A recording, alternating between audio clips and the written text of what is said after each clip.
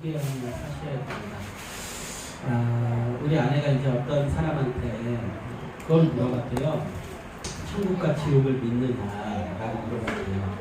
근데 이제 질문에 답하는 분은 신앙이 없고 믿음이 없는 젊고 능력 있는 분이에요. 근데 그분이 그런 얘기를 하대요. 지옥이 없었으면 좋겠다. 똑똑한 젊은이거든요. 근데 그의 입에서 나온 거는 막연한 기대감이죠. 지옥이 없었으면 좋겠다. 아무리 많은 것을 공부하고요, 능력이 뛰어나고 젊고 많은 것을 아는 것 같지만 결국 그 죽음 이후의 문제, 천국과 지옥의 문제에 있어서는 막연할 수밖에 없어요. 하버드대 나오고 하버드대에서 최고의 공부를 하고 뭐 남들이 인정하는 최고의 학벌을 가지고 재벌가의 아들이고 아무리 그래봐야 그들에게 당신은 천국과 지옥에 대한 것을 압니까? 라고 묻는다면 대답할 수 있는 분은 아무도 없어요. 거기에 대한 어떤 지식도 없으니까 어떠한 확신도 없으니까 이건 하는 얘기들이 뭘까요? 지옥이 없었으면 좋겠습니다. 아니야, 나는 천국에 갈 거예요 라는 막연한 기대들, 막연한 대답들을 할 수밖에 없다는 거죠. 여러분들, 천국과 지옥 그리고 하나님은 반드시 있습니다. 이 변하지 않는 진리예요. 제가 항상 얘기하죠. 그것이 만약 없는 것 같으면 그 없음을 증명하기 위해서 평생을 갔어요. 천국과 지옥이 없음에 평생을 걸고 그것을 증명해보세요. 하나님이 없음에 평생을 걸고 그것을 증명해보세요. 아니, 어설프게 말고요. 가끔 생각날 때 말고요. 정말로 중요한 문제이더라고요. 천국과 지옥이 없으면 우리가 하는 모든 것들이 사후에 죽고 나서 어떤 것도 없이 우리가 그냥 흙으로 돌아가고 우리의 기억과 모든 추억들이 사라져버리고 아무런 존재가 아니라면, 세상 사람들이 얘기하는 것처럼 진화로 된 존재라면 지금 왜 힘들게 살아요? 지금 왜 고통스럽게 살아요? 그죠? 아무 의미가 없잖아요. 그러면 거기에 대한 답을 찾을 때까지 목숨을 걸어야 돼요. 아니, 뭔 인생을 걸어야 돼요? 천국과 지옥이 있는가? 아예 없어? 그러면 그걸 찾아내야죠. 하나님이 없으면 그걸 찾아내야죠. 거기에 모든 걸 걸어야죠. 근데 만약 있다면요. 거기에 또 모든 걸 걸어야죠. 있다면 내가 천국 가기 위해 모든 걸 걸어야죠. 영원한 세상이 있다는데요. 하나님이 우리를 심판하신다는데 거기에 모든 걸 걸어야죠. 그냥 막연하게 그럴지도 몰라, 없었으면 좋겠어요. 이 불쌍한 인생들을 어찌하면 좋겠어요. 오늘 하루 내가 누군가를 만나서 인정받고 술을 마시고 즐겁게 어디 가서 춤을 추고 그러고 나서 아침에 눈을 뜨면 뭐가 남는데? 그렇게 해서 자기를 쫓아다니는 누군가와 결혼을 해서 산다?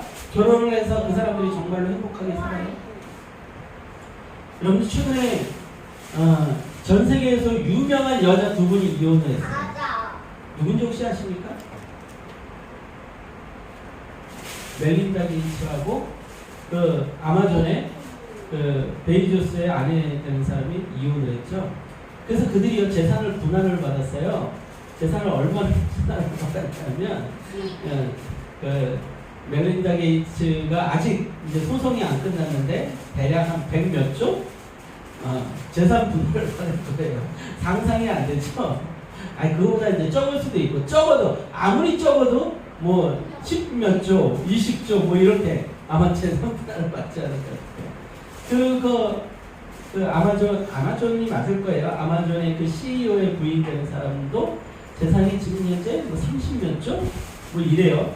그 두 사람이 합쳐가지고 무슨 여성 평등을 위해서 돈을 모아가지고서는 뭐 무슨 재단을 만들고 뭐 이러더라고요. 그 사람들이 재산이 얼마였으면 이혼을 할 때 그만큼씩 받을까요? 그 사람들이 사는 집은 어땠을까요? 그 사람들이 먹는 음식은 어땠을까요? 그 사람들이 사는 환경은 어땠을까요? 아침이면은 푸른 그 자연이 숲속이 쫙 펼쳐져 있었을 거예요. 앞마당으로. 아침이면은 최고의 커피를 먹었겠죠. 루아 무슨 사양 고양이의 똥으로 만든 그 커피를 마시면서 아침마다 최상급의 소 스테이크를 먹으면서 최고의 요리사한테 대접을 받았어요. 근데 그들이 위험해서 살지 않아요. 괴로워서 살지 않아요. 고통 속에 살지 않아요. 남편과 소송하느라 정신없고요. 자신들의 그 공허함을 달래기 위해서 몸부림치며 살아요. 여러분 그걸로요 절대로 행복할 수 없어요. 이 땅에 많은 사람들이 그게 있으면 행복할 수 있을 거라고 생각하는데 그렇다면 그들이 왜 이겨요? 최고의 집에서 최고의 음식을 먹으며 최고의 옷을 입고 최고의 대우를 받고 손끝에 물 한 방울 묻히지 않고 살았을 텐데 그들이 왜 이겨요? 절대로 삶은요 이 땅에서 사람과의 관계 속에서 만족할 수 없어요. 단적으로 보여주죠. 그죠? 그렇다면 정말로 우리가 하나님을 발견하고 하나님을 향한 온전한 믿음을 갖는다는 것만큼 이 땅을 살아가면서 소중하고 중요한 것이 어디 있어요? 찾아야 돼요. 하나님을 향한 그 믿음을 간절하게 목숨 걸고 찾아야 돼요. 내가 하루를 먹고 사는데 걸기에는 너무나도 그게 무의미해요. 재미있는 뉴스를 봤어요. 독일이 아니라 재미있는 뉴스를 봤는데 뭐였냐면 아파트 공사를 하는 어떤 건축업자가 그 자기가 이제 일을 했던 대금을 그 아파트 그 지은 사람이 안 줬나 봐요. 어떻게 했을까 이 사람이? 네? 소송을 건 게 아니라 자기가 끄는 포크레인을 끌고 가서 자기한테 돈 안 준 만큼 부셨어요. 그래서 그게 영상에 올라왔더라고요. 포크레인이 이게 손이 길잖아요. 그걸로 막 3층 그 베란다를 다 깔아 내리고 다 부셔버리더라고요. 자기한테 돈 안 준 만큼 부시고 왔대요. 그게 이제 기사에 실렸더라고요. 근데 전 그 기사를 딱 처음 봤을 때 무슨 생각을 했느냐 아니면 저거 우리나라 전라도 어딘가 우리나라 어딘가 우리나라 사람 같은 거예요. 돈 안 받았다고 포크레인 끌고 가가지고 그만큼 부셨다니까 저는 합리적인 유럽 사람은 아닐 거야 라는 생각. 아니 근데 우리나라 사람이라고 처음 생각을 했어요. 근데 독일이더라고요. 독일 사람인데 그렇게 하더라고요. 무슨 생각이 들었냐면 제가 금요일날 얘기했죠. 세계 어디에 있는 사람도 그 안에 가지고 있는 죄성이 다 똑같아요. 그걸 보고서는 한국 사람 아닌가 그랬더니 독일 사람이었어요. 독일 사람도 아마 그럴지도 몰라요. 한국의 어떤 뉴스를 보고서 우리나라 사람 아닌가 그랬는데 이거 한국 이야기네 이랬을지도 몰라요. 뭐예요? 사람들 안에 있는 죄의 씨앗이 다 동일하다는 거죠.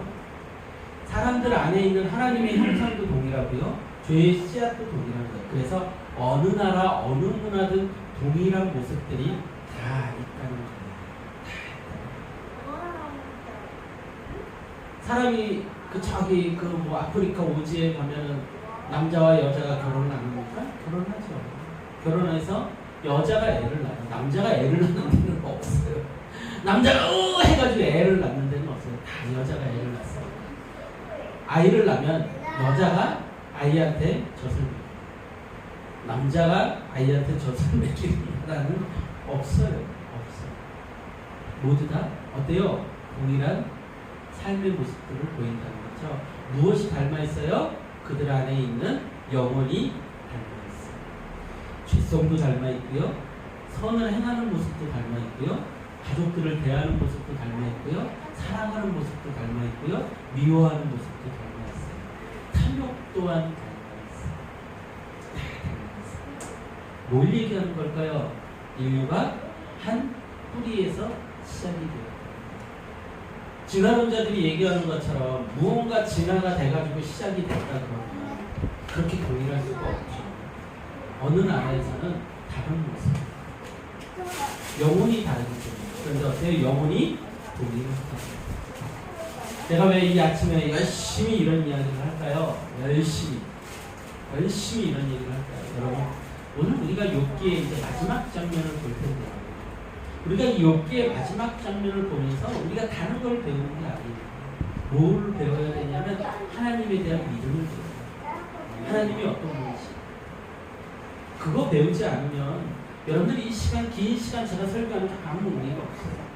하나님이 주권자세요. 아멘. 하나님이 우리를 창조하셨고 만물을 다스리세요. 그거를 계속해서 욥기의 마지막 장면에서 하나님은 증명해 가고 계세요. 그리고 그 믿음을 통하여서 누구의 삶이 변하고 있어요? 욥의 삶이 변하고 있어요.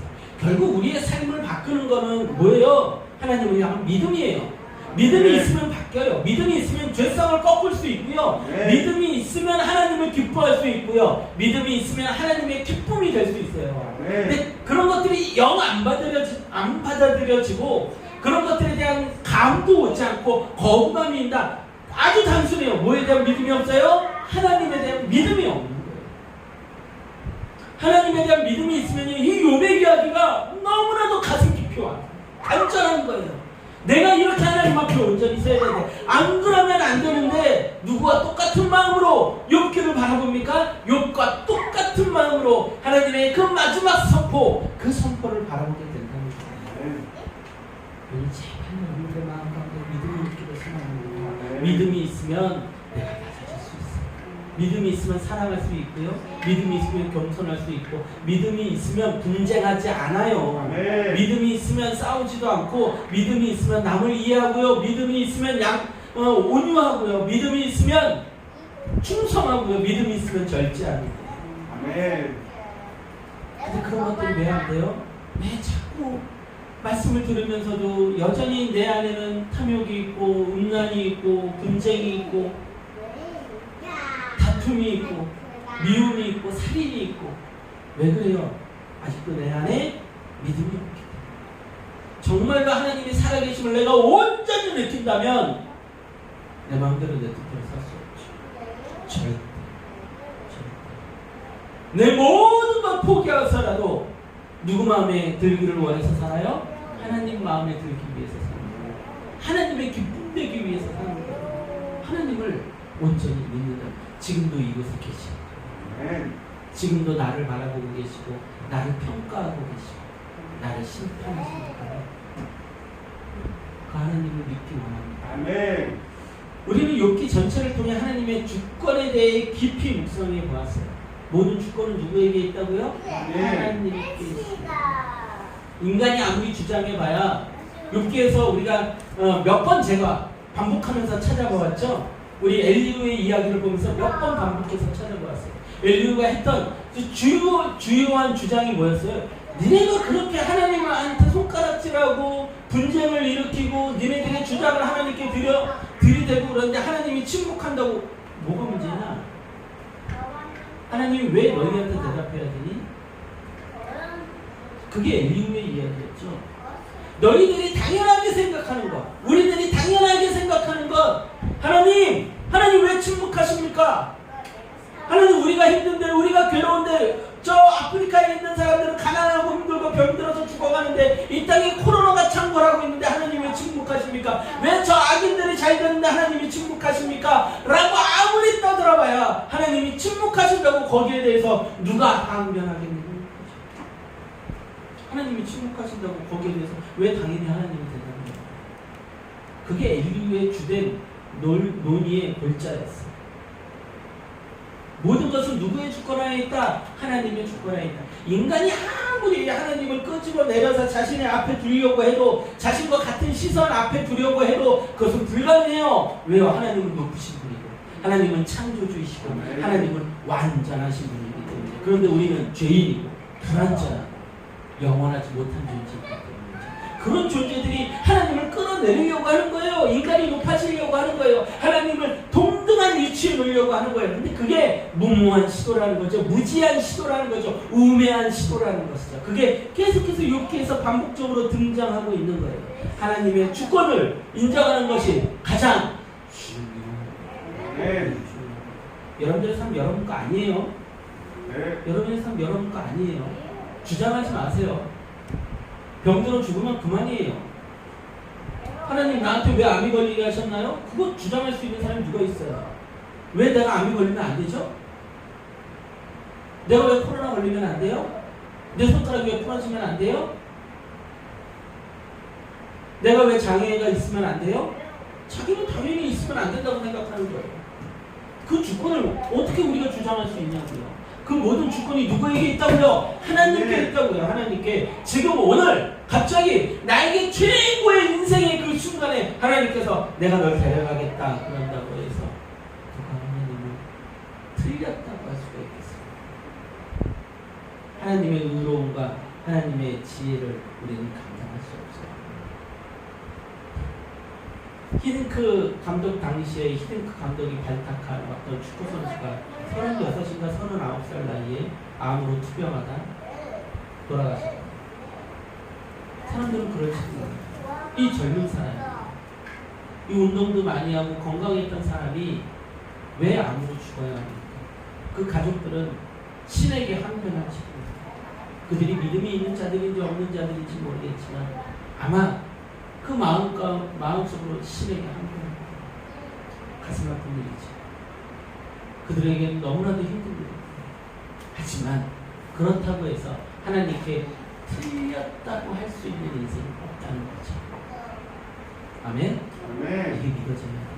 그리고 우리의 삶 또한 하나님께 맡겨야 돼요. 그렇다면 여러분 안에 뭐가 생긴다고요? 진정한 평안이 생깁니다.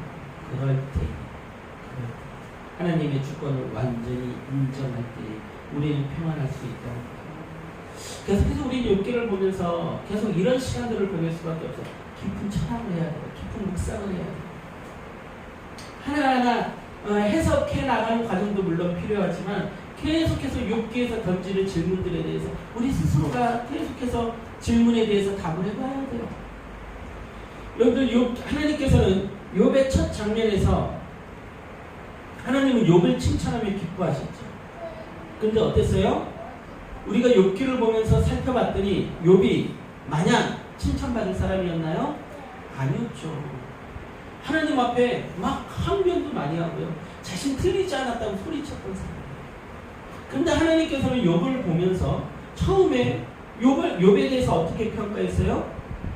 너무나도 순전하고 내 마음에 합한 자다 라고 사탄 앞에서 너무나도 자랑스럽게 기뻐하며 얘기하셨다. 근데 욥기 전체를 쭉 보니까 그게 아닌 거예요. 하나님께서 욥을 가르치실 때 나타날 때 어떤 모습으로 나타나셨어요? 아, 욥아 힘들었지? 잘 참아줬어? 고마워? 야, 내가 사탄한테 이렇게 얘기했는데 네가 나한테 욕하지 않고 잘 참아줘서 고마워. 근데 여러분들 기억하시는지 모르겠지만 욥은요 굉장히 강한 어조로 하나님께 옵니다. 그런 장면들이 굉장히 많이 등장해요. 세 친구와의 대화 속에서 우리 그런 장면을 끊임없이 발견할 수 있어요. 그리고 하나님께서 욥 앞에 나타날 때는요, 욥아 고생했어. 아유 내 아들 그렇게 나타나시지 않았어요. 어떻게 나타나셨어요? 폭풍우 강하셨어요. 욥에게 나타나서 뭐라고 얘기하세요? 너는 허리를 동이고 대장부처럼 서서 내 앞에서 들어라! 강하고 어마어마한 어조로 하나님 앞에, 그 욥 앞에 하나님은 나타나셨다는 것이 굉장히 아이러니하지 않습니까? 첫 장면에서는 욥을 너무나도 기뻐하셨어요. 너무 기뻐하셨어요. 근데 그때 그 모습이 뭐였어요? 하나님 마음에 완전히 합한 모습이 아니었어요. 그럼에도 불구하고 하나님은 그를 기뻐하셨고 완전한 자라고 했어요. 의로운 자라고 했어요. 뭐예요? 하나님은 욥의 인생 전체를 보고 계십니다. 그때 그 순간의 그 장면이 아니다. 자식들을 위해서 예배를 드릴 때 나의 것이 다 사라지면 어떡하지? 하나님이 나의 것을 다 뺏어가면 어떡하지? 하면서 두려워하며 염려하며 걱정하는 욥의 모습이 아니라 욥의 인생 전체를 보고 계십니다. 근데 욥의 인생 전체가 하나님 보시기에는 어떤 거예요? 기쁨, 의로운 거, 칭찬을 말합니다. 우리 아들이 어제 똥을 이만큼 쌌대요. 그치? 우리 아들이 이렇게 지금은 이렇게 자기 엉덩이도 마음대로 닦지 못하는, 그걸 하면 볼일도 제대로 처리하지 못하는 그런 아이. 근데 우리는 저 아이를 보면서 무슨 생각을 해요? 저 아이가 나중에 이렇게 됐다. 저 아이가 나중에 이런 일을 합니다. 저 아이는 이런 걸 잘합니다. 뭘 보고 있는 거예요? 저 아이의 인생 절차를 보고 있어요. 지금 순간 저 아이의 저 모습 그대로 큰다면 나중에 20대 중반이 돼서 뭐 하고 있을까요? 공룡 가지고선 크앙 있겠죠. 근데 우린 그 모습을 보고 있는 게 아니지. 지금은 저 아이가 공룡을 가지고 이러고 있는 모습을 보지만 그 모습이 저 아이의 전부인가요? 아니라는 거죠. 우린 저 아이의 모습을 보면서 크앙 하는 모습을 보고 있는 게 아니라 그것을 상위에다가 아주 정리정돈을 기가 막히게 해서 공룡 월드를 만들어 놓고서는 그걸 하는 걸 보면서 우리는 뭘 상상해요? 얘가 예술적 감각이구나. 얘가 예술가가 되겠구나. 제가 막 이렇게 춤을 추는 이상한 춤을 추는 걸 보면서 얘가 예술적 감각이 있구나. 그걸 보는 거죠. 뭐예요? 저 인생 전체를 보는 거예요. 지금 현재만을 보는 게 아니라는 거죠. 하나님의 시선이 그렇다는 거예요. 우리를 보면서 지금 이 순간 우리에게 만들어진 모습을 보는 것이 아니라 우리 인생 전체를 보신다는 것이죠. 그래서 하나님께서는 그 욥을 알고 계셨고 그런 욥을 기뻐하셨던 거예요.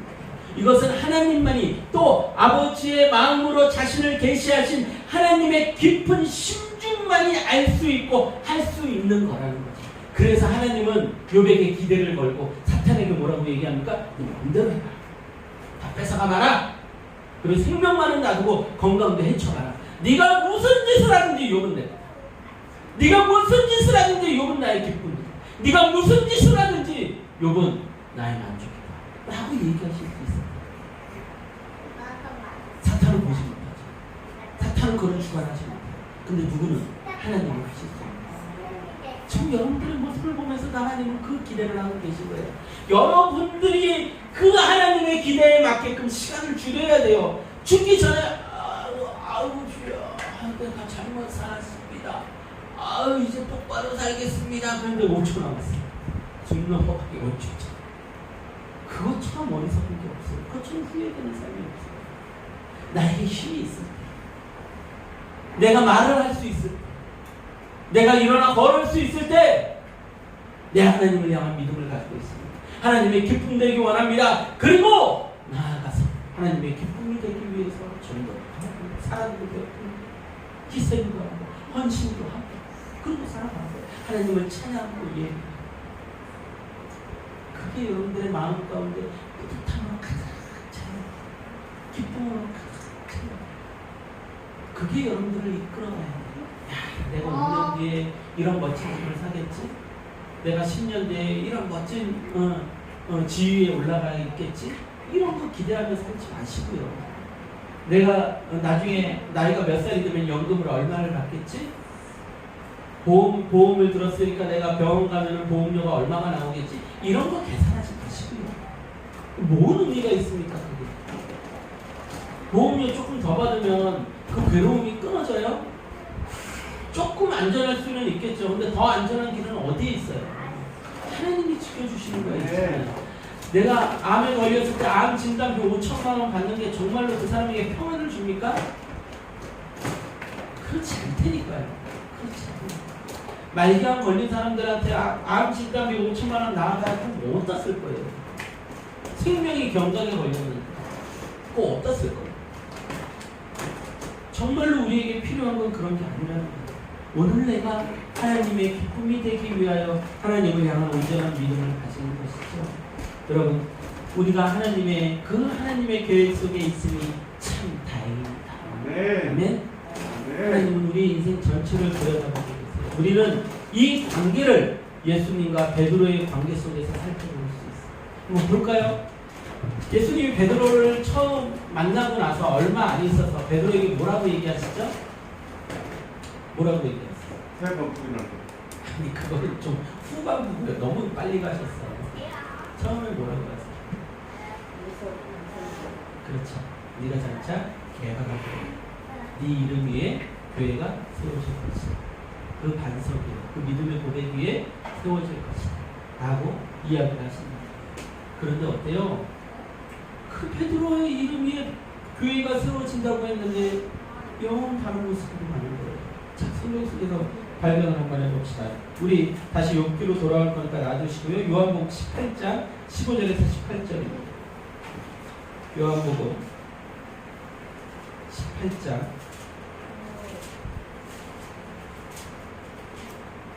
15절에서 18절입니다.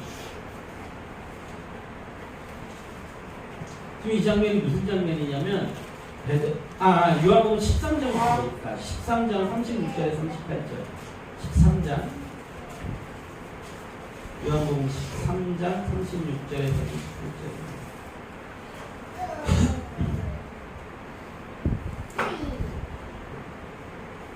제가 봉독합니다. 시몬 베드로가 이르되 주여 어디로 가시나이까? 예수께서 대답하시되 내가 가는 곳에 내가 지금은 따라올 수 없으나 후에는 따라오리라. 베드로가 이르되 주여 내가 지금은 어찌하여 따라갈 수 없나이까? 주를 위하여 내 목숨을 버리겠나이다. 예수께서 대답하시되 내가 나를 위하여 내 목숨을 버리겠느냐? 내가 진실로 진실로 내게 이르노니 다 굴기 전에 내가 3번 나를 부인하리라. 아멘. 자, 예수님께서 베드로에게 뭐라고 얘기를 하세요? 나 있는 곳에 지금은 네가 따라올 수 없지만 왜요? 예수님이 십자가 지러 가니까요. 그곳에 지금은 베드로가 따라올 수 없지만 언제는 따라온대요? 나중에는 따라오게 될 거래요. 뭘 보고 있는 거예요? 베드로의 나중을 보고 있는 거예요. 그러면서 베드로에게 뭐라고 얘기합니까? 네가 다 울기 전에 3번 나를 부인할 것이다. 이것이 어떻게 되죠? 현실화가 되죠. 18장 15절에서 18절이에요. 18장 15절에서 18절. 요한복음 18장 15절에서 18절이에요. 우리 해주 청년이 한번 읽어줘 보세요.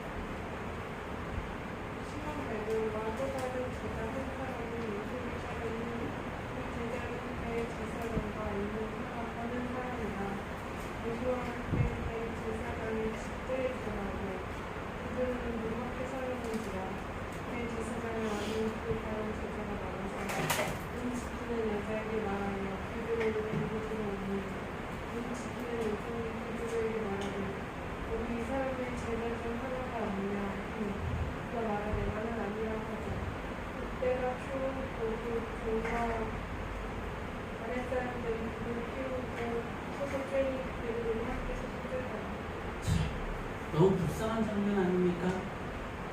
단순히 부인한 게 문제가 아니라 여기 요한복음에서는 이 장면을 너무나도 적나라하게 표현하고 있어요. 18절에 보니까 어때요? 그때가 추운 고로 종과 아랫사람들이 불을 피우고 섰더니 베드로도 함께 서서 그러다가 뭘 얘기하고 있는 걸까요? 성경이 베드로가 그저 그 무리 속에 같이 섞여져 있는 거예요. 구별되지 못하고 섞여져 있는 거예요. 예수님을 부인하고 그저 무리의 한 사람이 되어 예수님을 십자가에 못 박기 위해서 모여있는 그 사람들의 무리 가운데 한 사람이 되는 거예요.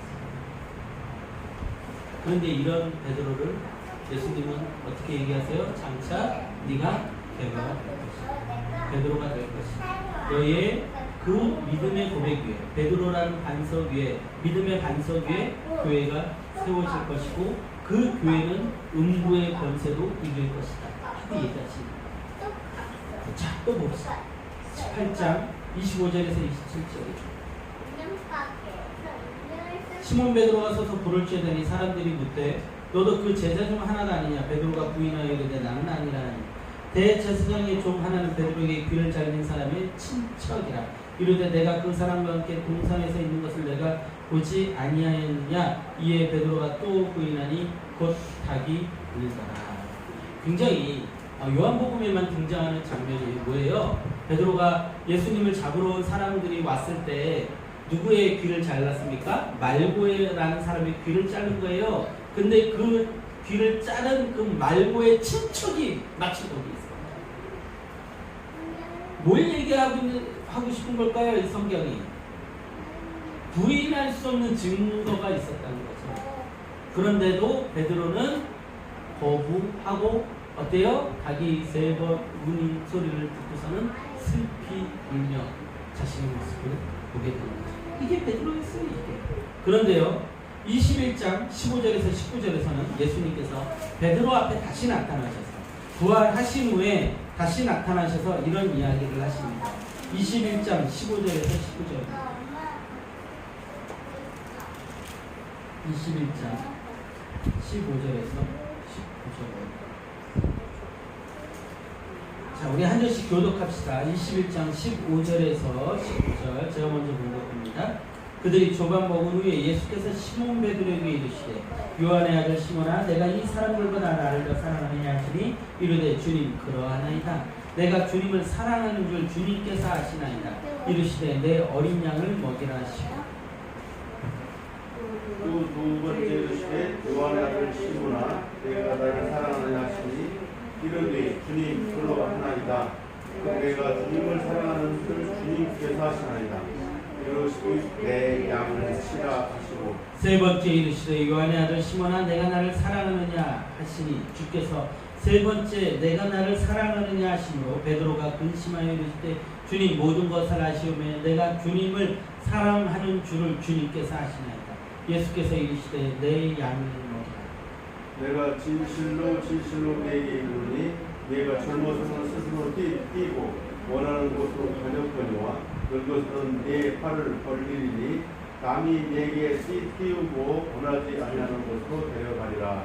이 말씀을 하시면 베드로가 어떠한 죽음으로 하나님께 영광을 돌릴 것을 가리키심이라. 이 말씀을 하시고 베드로에게 이르시되 나를 따르라 하시니. 베드로가요. 여기까지 보겠습니다. 베드로가 세 번 부인했죠. 그리고 예수님께서 세 번 묻습니다. 네가 나를 사랑하느냐? 네가 나를 사랑하느냐? 네가 나를 사랑하느냐? 베드로가 고민을 하죠. 무슨 고민을 했을까? 예수님이 다 아십니다. 예수님이 다 아십니다.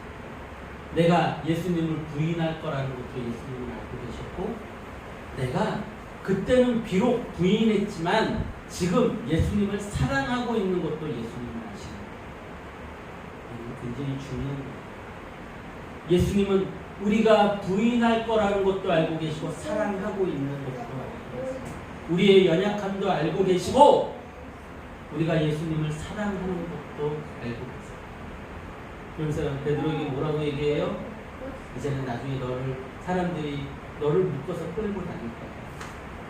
하지만 나를 따르지 않을래? 라고 얘기했습니다. 예수님은 뭘 보고 계셨어요? 베드로의 인생 전체를 보고 계셨어요. 예수님은 베드로가 처음 예수님을 만나서 엎드렸던 그 모습을 멈춰 있었던 것도 아니고, 예수님을 만나서 사랑한다고 고백했던 그 모습에 멈춰 있는 것도 아니고, 부인했을 때의 모습에 멈춰 있는 것도 아니고, 지금 예수님과 함께 조반을 먹으면서 예수님한테 사랑한다 고백하는 그 모습에 멈춰 있는 거예요. 예수님은 모든 것을 아십니다. 하나님은 모든 것을 아십니다. 그리고 그 인생 전체를 들여다보고 계십니다. 예수님의 계획 속에는 베드로의 인생 전체가 들어있었던 거예요. 하나님의 주권은 어떠한 사건 하나에 매이는 것이 아니라 인생 전체를 보십니다. 제가 가끔씩 아내한테 어떤 신앙에 부족한 모습이 있어서 이런 모습이 있어요 라고 얘기하면 꼭 하는 얘기가 그런 얘기예요. 나는 안 되나 봐요. 그럴 때마다 제가 더 화를 냅니다.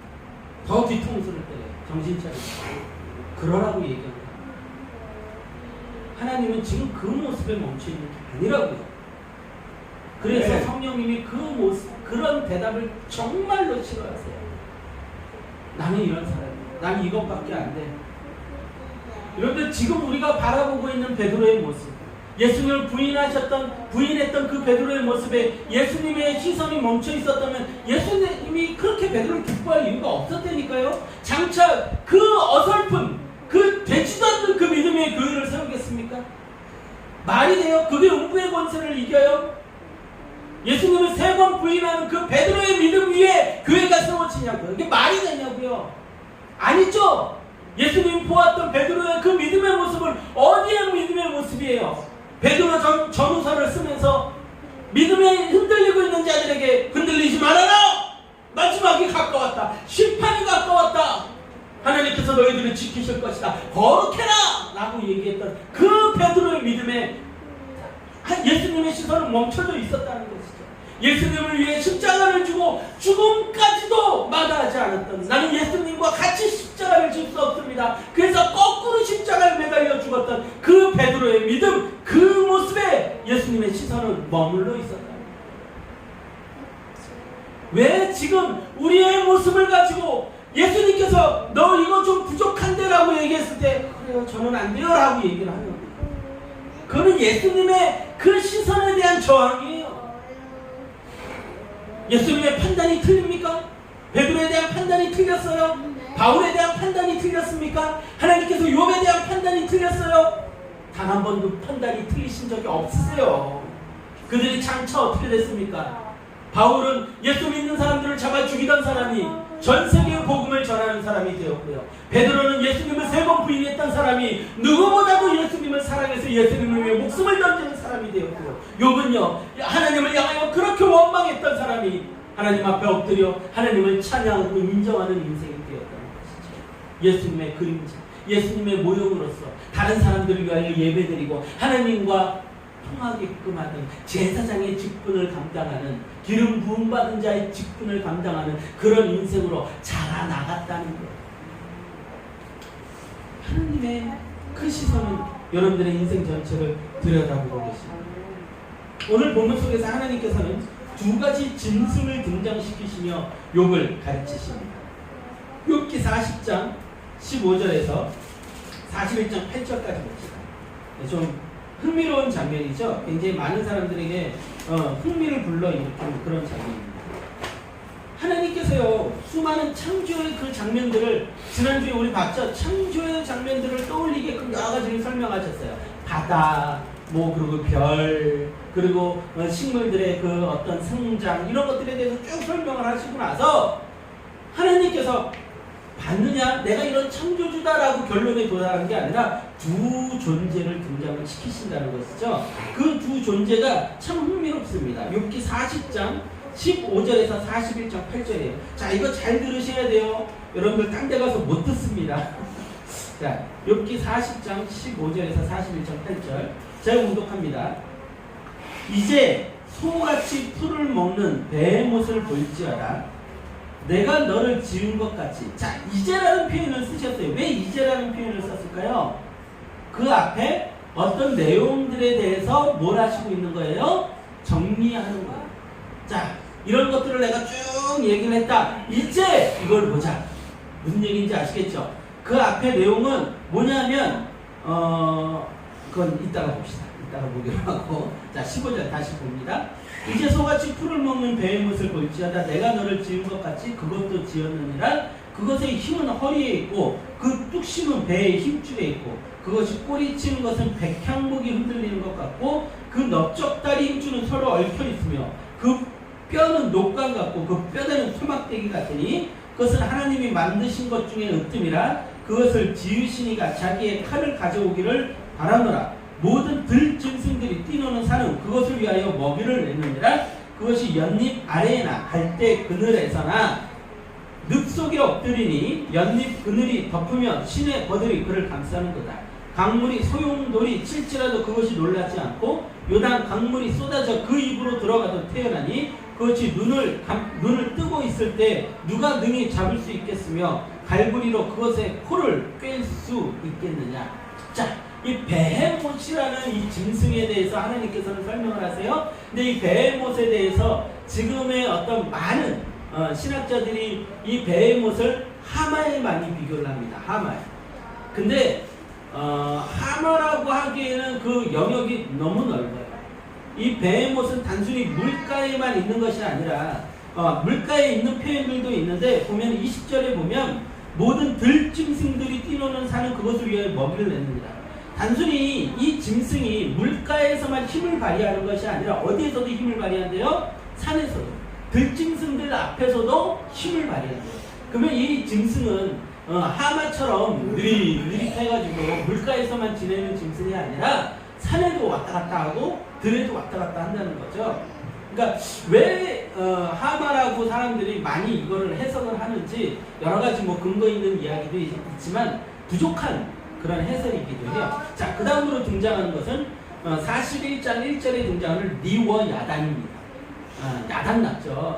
재미없습니까? 여러분이 졸린 것 같아서. 리워 야단은 많은 학자들이 악어로 해석을 하는데 그렇게 해석되기에는 좀 부족한 부분들이 많아요. 후반부에 보면 비늘이라는 얘기도 나오고요. 우리가 읽지 않는 부분에 어떤 장면도 등장을 하냐면 불을 뿜는 표현도 나옵니다. 그래서 어떤 사람들이 이거를 신화 속의 용으로 생각하기도 해요. 근데 용으로 표현하자니 이 용이 사탄을 상징한단 말이에요. 그러니까 그것 또한 조금 불편한 거예요. 그래서 그렇게 해석하기는 또 어려운데 그걸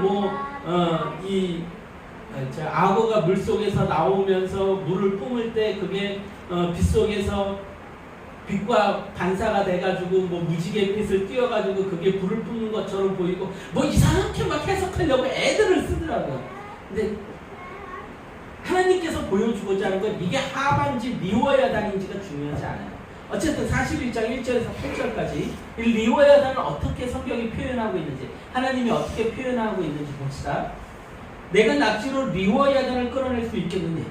노끈으로 그 혀를 맬 수 있겠느냐? 너는 밧줄로 그 코를 꿰 수 있겠느냐? 갈고리로 그 아가미를 꿰 수 있겠느냐? 그것이 어찌 내게 계속하여 간청하겠느냐? 부드럽게 내게 말하겠느냐? 어찌 그것이 너와 계약을 맺고 너는 그를 영원히 종으로 삼겠느냐?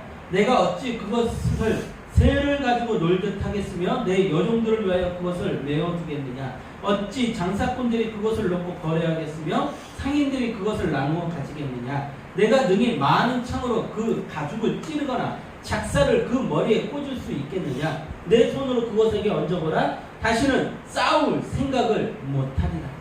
그러니까 단순히 악어로 생각하기엔 이 존재가 너무나도 강하고 너무나도 커요. 악어라면 당연히 창이 꽂히죠. 죽일 수 있죠. 인간이 잡을 수 있죠. 근데 그런 존재를 가지고 욥에게 너 이런 존재를 보았느냐? 라고 얘기하기에는 좀 부족한 부분이 있어요.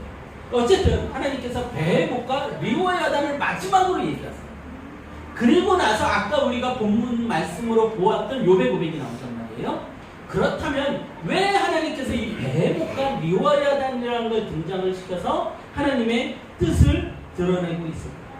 이 두 짐승의 정체는 불분명하지만 그 역할은 분명합니다. 이 두 짐승을 표현할 때 하나님이 욥에게 강조하고 있는 부분이 뭘까요?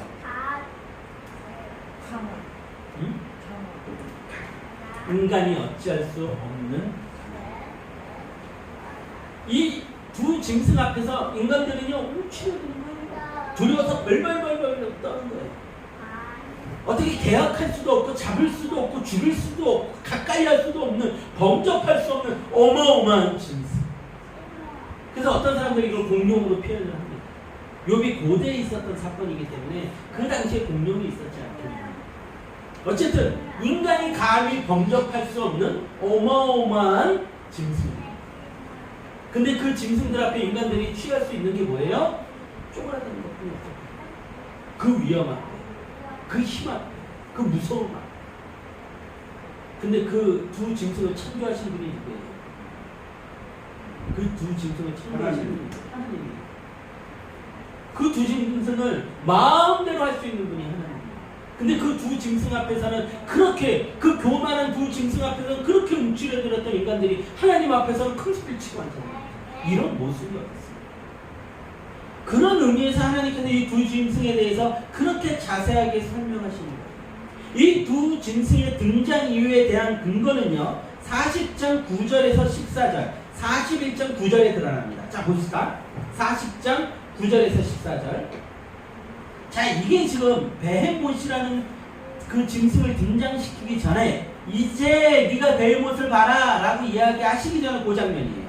40장 9절에서 14절 제가 봉독합니다. 내가 하나님처럼 능력이 있느냐? 하나님처럼 천둥소리를 내겠느냐? 너는 위엄과 존귀로 단장하며 영광과 영화를 입을지니라. 너의 넘치는 노를 비우고 교만한 자를 발견하여 모두 낮추되 모든 교만한 자를 발견하여 낮아지게 하며 악인을 그들의 처소에서 짓밟을지니라. 그들을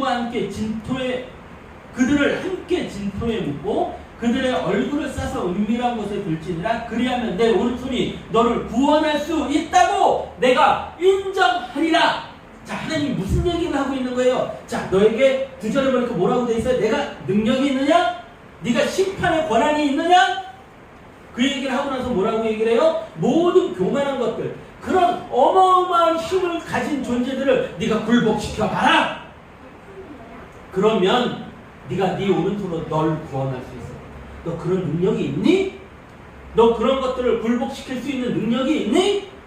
니네가 두려워하고 그런 것들 앞에서 니네가 정말로 그것 위에 설 수 있는 능력이 있니? 그런 것들을 심판할 수 있는 능력이 있니? 라고 하나님께서 욥에게 물어본 거죠. 그리고 나서 뭐라고 얘기를 하세요? 이제 소같이 풀을 먹는 베헤못을 보죠. 이 얘기를 하고 나서 베헤못이 어마어마한 힘을 가지고 있어요. 그러니까 그 베헤못은 인간이 굴복시킬 수 있는 존재라는 거야, 아니라는 거야? 아니라는 거지. 그런 것들도 굴복시킬 수 없는 네가 내 앞에서 그렇게 교만한 이야기를 한단 말이니? 라고 하나님이 반문을 하고 있는 거예요. 이해가 되십니까? 그래서 마지막 14절에서 얘기했던 게, 그리하면 내 오른손이 너를 구원할 수 있다고 내가 인정하리라. 근데 인간은 그럴 수 있어요, 없어요? 자신을 구원할 수 있는 능력이 없다는 거예요. 아무리 하나님 앞에 항변하고 자신을 변론하고 변증할지라도 자신을 구원할 수 있는 능력은 인간에게 없어요. 자, 그리고 나서 또 한 절 봅시다. 41.9절. 41.9절. 자, 합독합니다. 시작. 참으로 잡으려는 그의 희망은 헛된 것이니라. 그것의 모습을 보기만 해도 그는 기가 떠올리니라. 아멘. 자, 41.9절이 아닌 모양입니다. 제가 잘못 찾은 거예요. 40.9절을 제가 다시 한번 보려고 했던 것 같은데, 어쨌든 지금 이 장면에서 등장하고 있는 장면은 뭐냐면, 즉 이 파괴적이고 위력 있는 두 짐승 앞에 인간은 어떻다는 거예요? 무기력하고 자신들을 낮출 수밖에 없다는 거죠. 베헤못과 리워야단 앞에. 그런데 이런 인생들이기에 우리는 어때야 돼요? 교만을 걷어들이고 그 절대적 존재조차 창조하시고 길들이시는 하나님 앞에 자신을 낮추고 하나님의 주권 앞에 회개하며 나아가야 된다는 거. 지금 그걸 이야기하고 있는 거죠. 제가 가지고 있는 이 주석에 보면 이거를 되게 정리를 잘 해놨어요. 한번 들어보세요.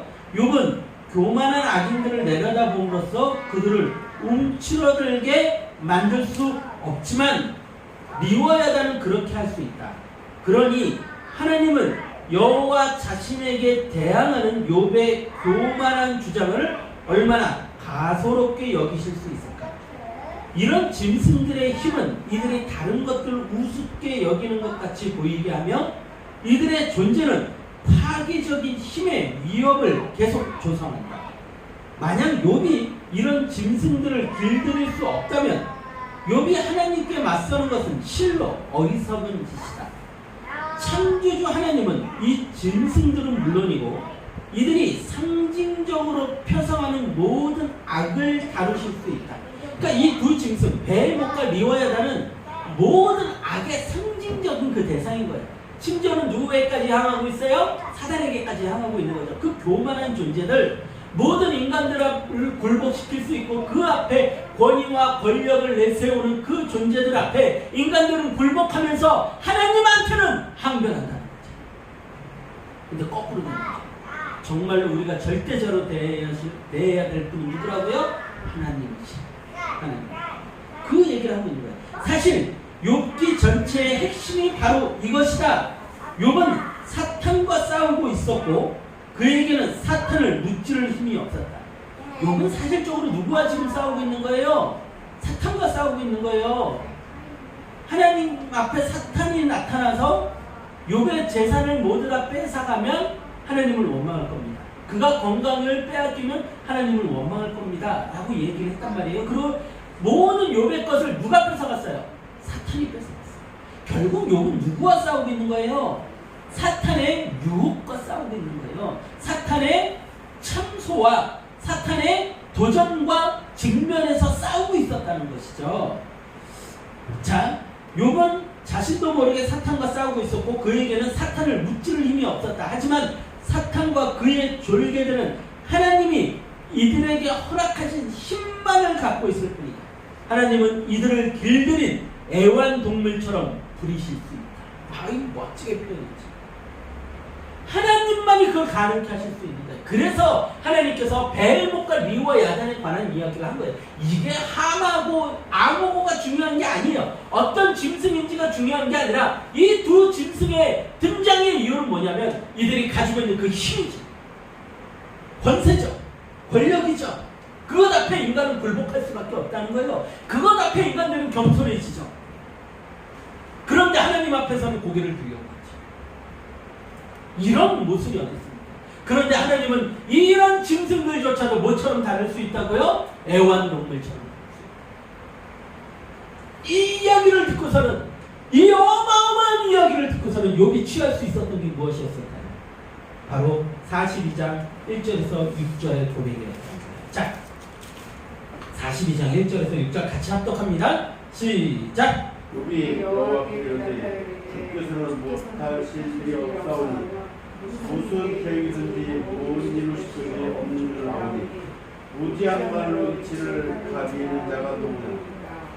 나는 깨닫지도 못한 일을 말하였고 스스로 알 수도 없고 헤아리기도 어려운 일을 말하였나이다. 내가 말하겠사오니 주는 주이시고 내가 쉽게 부르사오니 주여 내게 알게 하옵소서. 내가 주께 대하여 귀로 비난하였사오나 이제는 눈으로 주를 배웠나이다. 너무나 내 스스로가 얻어들이고 피부가 주의 가운데서 회개하나이다. 할렐루야! 아멘. 이게 하나님이 욥을 보면서 기대하셨던 모습이에요. 너무나도 많은 시간이 지났겠죠. 얼마만큼의 시간이 지났는지 성경은 표현하고 있지 않습니다. 성경에서 이야기는 욥과 세 친구의 그 항변의 이야기는 단시간 어떤 테이블 위에 앉아서 커피 한 잔 마시면서 한 게 아니에요. 뭘 얘기하고 있냐면 인생 전체를 표현하고 있는 거예요. 그 인생 전체의 그 부딪힘과 그 전쟁과 그 다툼과 그 고민과 그 철학 속에서 욥은 누구를 만나게 돼요? 하나님을 만나게 되죠. 그 전에는 희미하게 알고 있었던 하나님. 근데 이제는 너무나도 명확하게 하나님 보고 있는 거죠. 그리고 하나님 앞에서 욥이 취할 수 있는 행동이 단 한 가지였어요. 회개하는 것 뿐이었어요. 더 이상 욥은 하나님께 항변하지 않죠. 그리고 욥의 삶이 회복이 됩니다. 사람들은 어디에 초점을 맞춥니까? 욥이 예전보다 재산이 2배가 됐대더라. 새로운 부인이 생겼대더라.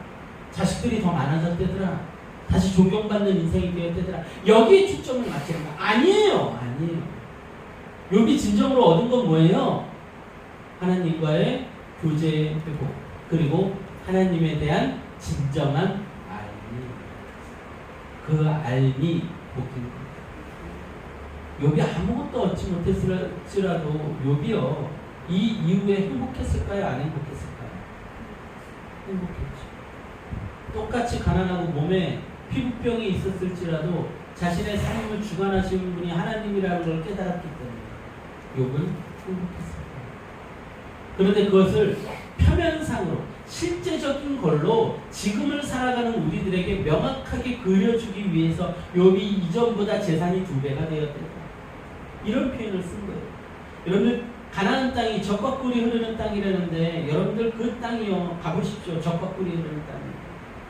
여러분들 지금 이스라엘을 가보세요. 여러분들 이스라엘이요, 이스라엘 그 디아스포라로 있다가 1900년대 초에 이스라엘이 다시 지금의 땅에 건국을 할 때요, 여러분들 거기에는요 풀한폭이 자라지 않는 곳이었어요. 거기다 물을 끌어다 대고요, 수로 작업을 하고요, 그렇게 가지고 농사가 가능한 땅으로 이스라엘 사람들이 바꾸어 간 거예요. 젖과 꿀이 흐르는 땅 아니에요. 거기가 젖과 꿀이 흐르는 땅이 될 수 있었던 근거는 뭡니까? 하나님이 왜 거기가 젖과 꿀이 흐르는 땅이라고 얘기하고 가나안에 들어가라고 했어요? 거기는 하나님의 통치가 있는 것이에요. 여러분들 욥기에서 욥이 받았던 처음에 그 복, 여러분들 거기에 너무 초점을 맞추지 마세요. 그건 상징적인 거예요. 상징적인 거. 하나님께서 아브라함에게 복을 주실 때 뭐 부하 300몇 명을 거느릴 수 있을 만큼의 그 짐승들을 주시고 양을 주시고 염소를 주시고 그 야곱에게 양을 몇 마리를 주시고 뭐 염소를 몇 마리를 주시고 이거 다 상징적인 거예요. 실질적인 부가 아니에요. 그러면 말이 안 되죠. 그죠? 왜 예수님을 잘 믿는 그 가난하고 힘들게 사는 선교사님 목사님들은 보면 어떻게 된 거예요? 왜 하나님을 잘 믿는데 하나님을 향한 온전한 믿음을 가졌는데 그들은 그렇게 가난하게 살다 죽어야 되는 거예요? 왜 양이 수백 마리씩 들지 않는데요? 왜 염소가 수백 마리씩 들지 않는데요? 누구보다도 하나님과 온전한 교제를 하고 살아갑니다. 그 모든 것은 성경에 등장하는 아브라함과 이삭과 야곱이 누렸던 그 축복들, 그 복은요, 그 물질의 복은 상징적인 거라고요. 눈에 보이게끔 하기 위해서. 실제적으로 우리에게 주어지는 참된 복은 뭐예요? 하나님과의 교제의 회복이죠. 하나님과 교제가 회복되면 모든 것이 우리 것이 되니까, 하나님의 모든 것이 우리의 것이 되니까, 우리가 하나님의 자녀가 되니까, 왕 대신 하나님의 모든 것이, 그 모든 소유물이 우리의 것이 되니까. 가장 중요한 것은 하나님과의 관계의 회복이에요. 근데 욥기를 보면서 이 어리석은 인간들이 어디에만 초점을 맞춰요? 전부 다 욥의 재산이 전보다 2배가 되었다더라. 그러니까 여러분들이 힘들지만 참고 견디세요. 이런 말도 안 되는 어리석은 소리들을 하고 앉아있는 거죠. 정말로 중요한 건 뭡니까? 욥이 지금 무엇을 찾았어요? 오늘 이번 고백 속에서 뭘 찾았습니까? 하나님에 대한 온전한 알을 찾았다고요. 하나님이 어떤 분이신지, 하나님이 어떤 주권을 가지신 분인지, 하나님이 어떤 통치를 하시는 분인지 그거를 발견하고 찾았다는 거예요. 그것이 그의 인생의 가장 큰 기쁨이에요. 그랬더니 그 하나님이 기뻐하십니다. 하나님께서는 절대적인 주권을 가지고 계시지만 또한 인간의 자유의지를 침해하시지 않습니다. 자, 보세요. 이 욥의 이야기를 보세요. 하나님께서 욥이 이렇게 전에는 귀로 들어서 알았지만 이제 눈으로 보아 압니다 라고 진정한 알을 가지기까지 하나님께서 욥의 생각 전체를 그냥 한 방에 바꿔버리셨나요? 아니죠. 모든 것을 욥의 자유의지에 다 맡기셨어요. 욥이 괴로워하고 힘들어하고 하나님을 찾았다가 좌절하기도 하고 감사의 고백을 하기도